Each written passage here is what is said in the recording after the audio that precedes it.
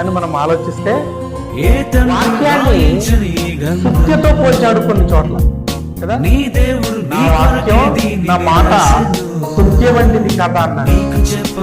మరొక చోట ఏమన్నాడంటే నా మాటలు తన మనసు తెలియాలని, నా మాటలు సబ్బు వంటివి అని కూడా నడుపుతాడు. ఆకలి వాణి సబ్బు వంటివి. మరొక చోట ఏమన్నాడని నా మాటలు కూడా.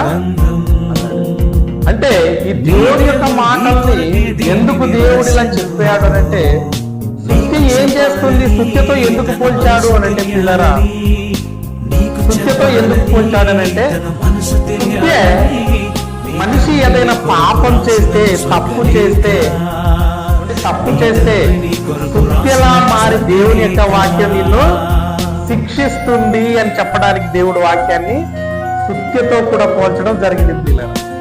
మరి సబ్బుతో ఎందుకు పోల్చాడు వాక్యాన్ని అంటే, నువ్వు లోకములో పడి పాపంలో పడిపోయి దేవుని మరిచిపోయి దేవుని దగ్గరికి రాకుండా పాపంతో మలినమైపోయి నువ్వు బ్రతికి ఉంటే నీ హృదయాన్ని, నీ జీవితాన్ని, నీ ఆత్మను, నీ శరీరాన్ని, నీ దేహాన్ని సబ్బు అనే చాకలి వాని సబ్బు ఎలాగైతే నీ మురికి గుడ్డల్ని ఎలాగైతే తెలుపు చేస్తుందో, నీ జీవితం అనేది దేవుని యొక్క వాక్యం దగ్గరికి, దేవుని యొక్క మాటల దగ్గరకు వస్తే నీ జీవితాన్ని, నీ వాక్యం కూడా అలా తెలుపు చేస్తుంది, నీ పాపాలని తీసివేస్తుంది, అడుగు వేస్తుంది అని చెప్పడానికి దేవుడి యొక్క సబ్బు తెచ్చాడు.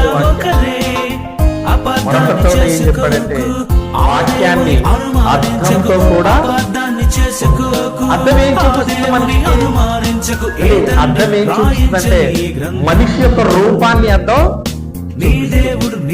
వాక్యం కూడా అర్థంతో ఎందుకు పోల్చాడంటే, నీ హృదయాంతరంగాలలో నువ్వు ఎవరికి తెలియకుండా, ఎవరు చూడలేదని తప్పులు చేసినా పాపం చేసినా వాక్యం దగ్గరకు వచ్చేసరికి నీ హృదయాంతరాంగాలన్నిటినీ వాక్యాన్ని చూపిస్తుంది నీలో ఏముంది అని చెప్పడానికి యొక్క అర్థంతో పోల్చాడండి వాక్యాన్ని.